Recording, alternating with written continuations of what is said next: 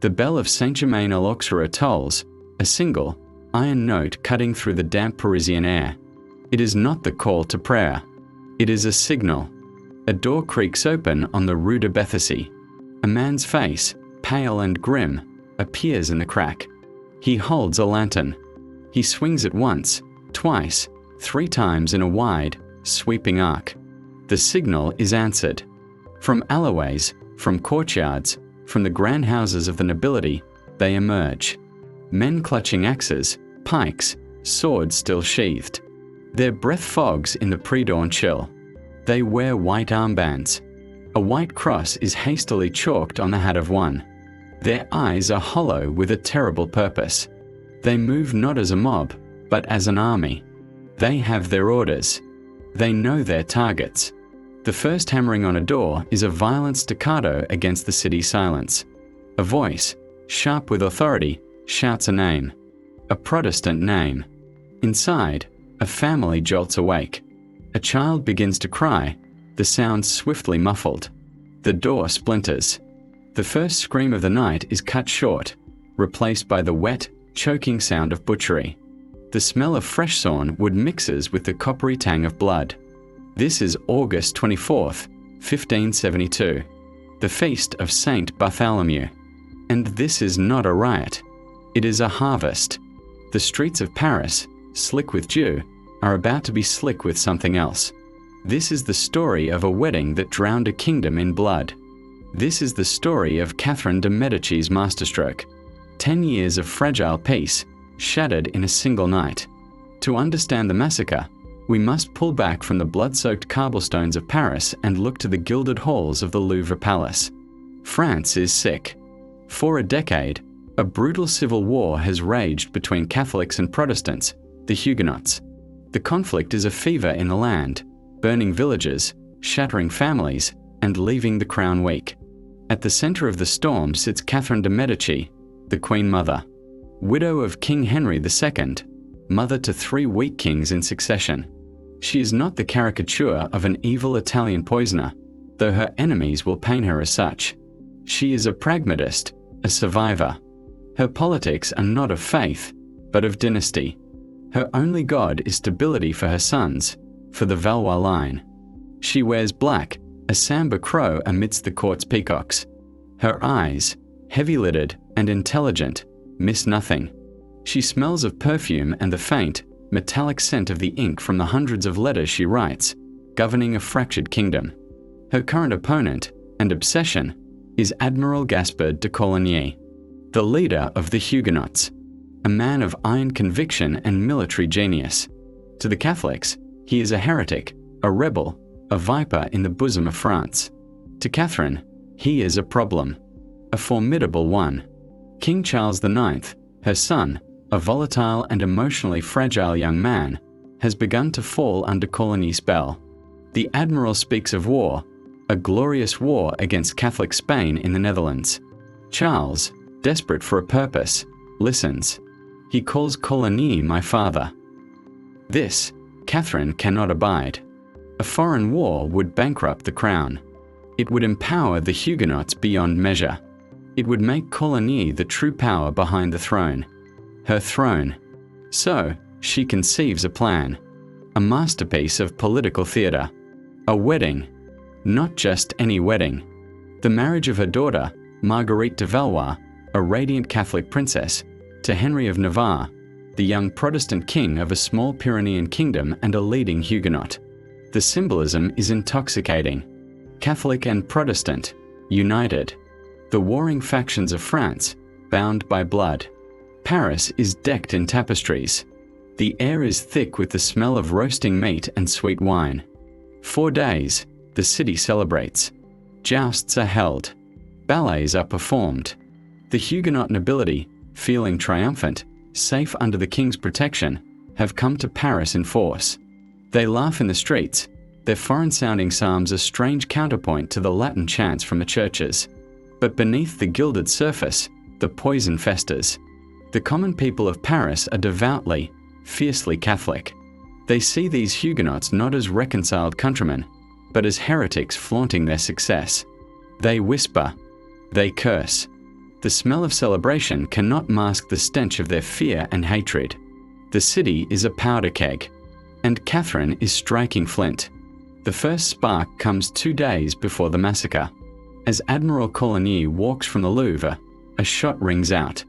A harquebus, fired from a window of a house belonging to the Guise family, the de Medici's great Catholic rivals. The ball smashes the Admiral's elbow and tears a finger from his right hand. He stumbles, but survives. The news hits the court like a thunderclap. King Charles is enraged. He rushes to Coligny's bedside, vowing to find the assassin. He orders a full investigation. Catherine visits too. She is all concern, all maternal solicitude. But her mind is racing. The attempt was clumsy. If the Guises acted alone, it could ignite the war she fears. If her own involvement is suspected, the consequences are unthinkable. That night, in a locked chamber deep within the Louvre, a council of war is held. The room is smoky, tense. Present are Catherine, her youngest son the Duke of Anjou, and a handful of trusted, hard-faced Catholic nobles. The argument is brutal. The Huguenots are demanding justice. They are wounded, angry, and still armed within the city walls. Coligny, from his sickbed, is a martyr, his influence over the king greater than ever. He must be silenced, permanently. The decision is made. A list is drawn up. A short list. Only the Huguenot leadership. Coligny, a few others. A surgical strike to decapitate the snake. The king must be convinced. They go to Charles's chambers. The young king is distraught, paranoid. They press him. They whisper of a Huguenot plot, a conspiracy to murder the royal family and seize the throne. They tell him the city is on the brink of a Huguenot uprising, that he must act, now, to save his crown, his life, his mother. 4 hours. Charles resists. He paces. He cries. He is a boy trapped in a king's skin. But the pressure, from his mother, from his council, is immense. Finally, broken, he snaps. His voice, according to legend, is a low growl. Then kill them all. Kill them all, so that not a single one is left to reproach me. The order is given, but in the passing from the gilded chamber to the streets, it mutates. The Huguenot leadership becomes all the Huguenots. The surgical strike becomes a citywide purge. The bell of Saint-Germain-l'Auxerrois is redded. The white armbands are distributed. The targets are marked. The city holds its breath, waiting for the bell to toll. The first scream is a pinprick, then another, and another, until the silence of the Parisian night is not broken, but shredded. The bell tolls. That single, monstrous note. It is the unlocking of a citywide prison of hatred. Doors are not just knocked upon, they are shattered with axes. The splintering of oak is the overture to the symphony of death. The killers, now a flood, pour into the homes of their neighbors. The air, once cool and damp, becomes a foul broth of smoke, sweat, and the raw, metallic stench of blood. The sound is a cacophony from hell, the thud of blades hitting flesh, the gurgled prayers of the dying, the triumphant shouts of God and the King, the shrill, desperate screams of women and children. We follow the horror through specific, terrible tableaus. In a fine house near the Louvre, a Huguenot nobleman is dragged from his bed. He recognizes his assailant, a man he dined with just days before at the wedding festivities.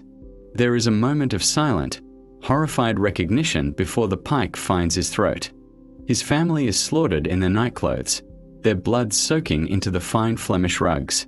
Admiral Coligny, propped in his bed, his wounded arm in a sling, hears the commotion. He knows what it means. He does not flinch. He asks his servant to pray with him. The door crashes open. The Duke of Guise himself stands there, surrounded by his men. "Are you Admiral Coligny?" he demands, though he knows the face well. Coligny confirms it. "Kill him." The first sword thrust is made by a German mercenary. Coligny's body is thrown from the window, landing with a sickening crunch on the cobblestones below. Guise walks down, wipes the blood from the dead man's face with his cloak to be sure of his prize, and then, in a final act of barbaric triumph, kicks the corpse in the face. The body is mutilated, dragged through the streets, and hung from the public gibbet at Montfaucon. This is the signal for the frenzy to become universal. The killing is no longer just about politics or religion. It descends into pure, opportunistic savagery. Greed takes over. A man is killed for his fine leather boots. A woman is murdered for the ring on her finger. The river, that great artery of the city, becomes a clogged sewer of the dead. 4 days afterward, the water runs red, and the bargemen complain of the corpses fouling their rudders. The royal palace is not a sanctuary. It is a gilded cage. The young Protestant bridegroom, Henry of Navarre, and his cousin, the Prince of Condé, are summoned to the king's chamber. Charles IX, his eyes wild, tells them they must convert or die. They are given a choice, the mass or the sword. They choose to live. The smell of the king's fear is palpable, sour, like old wine and fresh terror. He is a puppet who has seen the strings, and they are drenched in blood. His sister, Marguerite, the new bride, is forced to witness this. Her wedding night, just days past, was a celebration of unity. Now, her husband is a prisoner, and the streets outside run with the blood of his followers. The stench of smoke and death drifts even into the Louvre. The massacre is not contained to a single day. The fever spreads. For 3 days, the killing continues.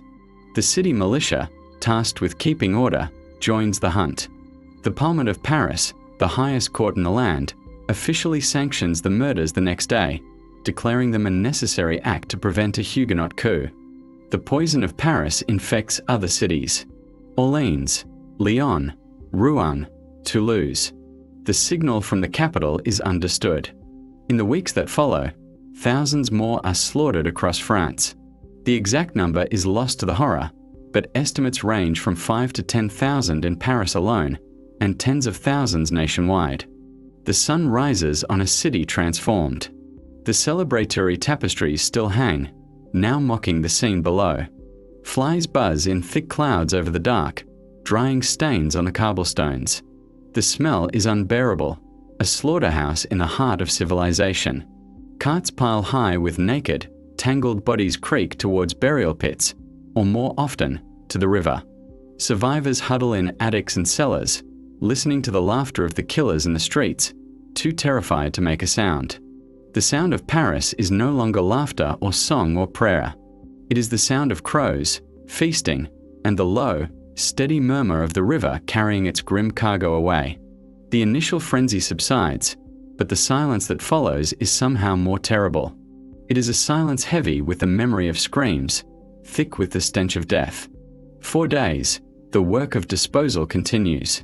The Seine, a sluggish, brown ribbon, remains choked. The sight of a pale limb or a bloated face bobbing amongst the refuse becomes commonplace, a new, grim feature of the city's landscape. The air tastes of ash and decay. The killers, now just citizens again, walk the streets with a strange, hollow look in their eyes, their white armbands discarded, their hands scrubbed raw. The blood has soaked into the very stone of Paris, leaving a permanent stain on the soul of the city. In the Louvre, the atmosphere is one of stunned, paranoid triumph. King Charles IX is a ghost of his former self. He is reported to have spent the days following the massacre in a state of manic agitation, then bottomless depression. He would wake in the night, screaming, haunted by the faces of the dead. He is said to have prowled the ramparts of the palace, firing his harquebus at the corpses floating in the river, as if by destroying the evidence he could erase the deed. The smell of gunpowder from his weapon is a futile attempt to mask the smell of rot that permeates everything. He is a king who authorized a monster, and now the monster lives in his mind. Catherine de Medici, however, appears calm. She writes her letters. To foreign courts, she spins the tale of a heroic foiling of a dastardly Huguenot plot. She presents the massacre as a necessary, if regrettable, act of statecraft. But the calculations have gone horribly wrong. The surgical strike she intended became a chaotic bloodbath. The Huguenot leadership is decimated, yes, Coligny is dead, but so is any hope of a unified France. The Huguenot movement is wounded, but not destroyed. Its heartland in the south hardens into a fortress of defiance. The idea of peaceful coexistence is dead, murdered in its bed. The political fallout is immediate and international. In Rome, Pope Gregory XIII initially celebrates, ordering a Te Deum to be sung and a commemorative medal struck, a decision that would later haunt the Church. But in England, Elizabeth I is horrified, receiving the Huguenot ambassadors in black and strengthening her resolve against Catholic powers. In the Protestant German states, the news confirms their worst fears of Catholic treachery. The massacre of St. Bartholomew becomes a potent piece of propaganda, a symbol of papal cruelty and royal duplicity that would fuel religious conflicts for a century. For Henry of Navarre and his cousin Condé, life in the Louvre becomes a protracted, humiliating imprisonment. They are forced to attend Mass, their conversions a hollow spectacle performed at sword point. They are surrounded by the very people who murdered their friends and followers. Every meal is a tense affair, every glance a potential threat. The gilded halls feel like a cage, the laughter of the courtiers a mockery. They are living ghosts, reminders of the king's broken word and the Queen Mother's ruthless pragmatism. For 4 years, they remain hostages to fortune, playing a desperate game of survival, knowing their lives hang by the thread of Catherine's continued need for a political pawn. The long-term consequences are even more profound. The massacre kills not just people, but an idea. The moderate Catholic faction, known as the Politiques, who believed in tolerance for the sake of national unity, is discredited. The war that resumes is more brutal, more bitter, more existential than any that came before. It is no longer a war for influence, but a war for survival. The conflict drags on for another 3 decades, devastating the French countryside, bankrupting the treasury, and leaving a generation scarred by relentless violence. The trust between the crown and a significant portion of its subjects is irrevocably shattered. The divine right of kings is now tarnished with the blood of innocents, a crack in the foundation of the monarchy that would, centuries later, contribute to its collapse. And what of the people? The butchers, the bakers, the artisans who took up arms? They returned to their shops, to their lives, but they carried the memory with them. The line between citizen and murderer had been erased in a single night. A collective trauma settled over France, a national secret too terrible to speak of, yet too vast to forget. It was a wound that festered, ensuring that the peace, when it finally came, would be a fragile, exhausted thing, built not on reconciliation, but on the weary ashes of hatred. The debate begins not in the lecture halls of historians, but in the very chambers of the Louvre that night. Who bears the true guilt for the river of blood? The historical record is itself a crime scene, and the evidence is conflicting, tampered with by the perpetrators. The traditional story, the black legend of Catherine de Medici, paints her as the master puppeteer, the ruthless Italian who coldly engineered the entire horror. In this version, the wedding was a trap from the start. The assassination attempt on Coligny was her doing, a first, failed gambit. When it missed its mark, she panicked, convinced the Huguenots would seek terrible vengeance. She then manipulated her unstable son, playing on his fears, to authorize the preemptive strike. The bell, the lists, the white armbands, all point to a chilling level of premeditation. Her entire life's work was the preservation of her son's power, and Coligny threatened to usurp it. Ergo, he, and all he represented, had to be erased. The massacre was not a panicked reaction, but the deliberate, calculated climax of her policy. But another, more complex portrait emerges from the shadows. This Catherine is not an evil genius, but a desperate politician who lost control. The assassination attempt on Coligny, in this view, was indeed the work of the Guise family, her rivals, acting without her consent. This act lit a fuse she could not extinguish. The Huguenots were baying for justice. The fanatically Catholic Parisian mob was on the brink of exploding. She was trapped. The surgical strike against a handful of Huguenot leaders was a desperate attempt to decapitate the rebellion she believed was inevitable, to placate the Guises, and to reassert control over a city and a king slipping from her grasp. But the order, once given to a populace already steeped in religious hatred, became a license for a general slaughter she never intended. She is not the director of the horror, but a conductor who raised her baton and saw the entire orchestra descend into a cacophony of violence. And what of King Charles? Was he a weak-willed pawn, browbeaten by his mother into signing a death warrant? Or was he an active, willing participant? Some accounts depict him as a rabid beast, howling for Huguenot blood, his famous "then kill them all," the genuine outburst of a paranoid and violent mind. Catherine, in this light, was merely channeling a fury that was already there. The king's subsequent descent into madness and his early death 2 years later, haunted by visions of the massacre, could be seen as the psyche of a man shattered by his own monstrous decision. The city of Paris itself stands as an accused. The massacre could not have achieved its scale without the active participation of thousands of ordinary citizens. This was not just the work of soldiers and assassins. It was the butcher, the baker, and the candlestick maker, armed with their tools and a deep, abiding hatred for the heretics in their midst. The Catholic League and the preaching of radical priests had spent years painting the Huguenots as a subversive, monstrous threat to the social order. The massacre, then, was also a popular uprising, a pogrom fueled by religious fanaticism and economic resentment, which the Crown simply chose to harness and direct, rather than suppress. The true culprit, some argue, was the toxic ideology of religious intolerance itself. The mystery deepens when we consider the long silence. Why did so many participants and witnesses remain mute? Why were the official records so carefully curated? The answer lies in the weight of the crime. As the immediate political benefits of the massacre evaporated and the international condemnation poured in, a collective shame set in. The St. Bartholomew's Day massacre became France's national secret, a trauma too great to confront honestly. To admit it was premeditated was to admit the monarchy was monstrous.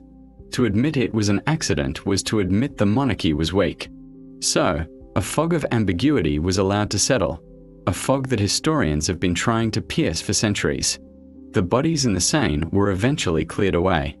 The blood was washed from the streets, but the moral and political stain remained. The massacre proved that no edict of tolerance, no royal marriage, could paper over the deep fissures in French society. It demonstrated that the state, when it chooses, can unleash a violence so profound it shatters the very concept of civilization. It raised a question that echoes through the centuries, from the witch hunts to the genocides of the modern era. How thin is the veneer of order? How quickly can neighbor turn against neighbor when given permission, a weapon, and a righteous cause?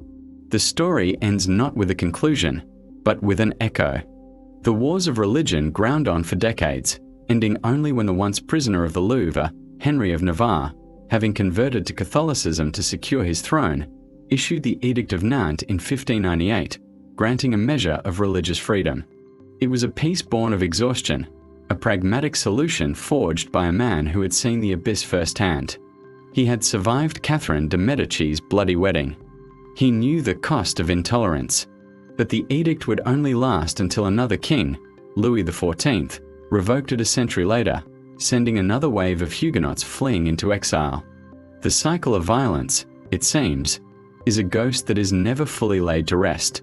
The final, unsettling truth lies not in the dusty archives, but in the universal human capacity for hatred, and in the terrifying speed with which a single decision, made in a locked room, can unleash a hell on earth. The bell of Saint-Germain-l'Auxerrois is silent now, but its echo is a warning.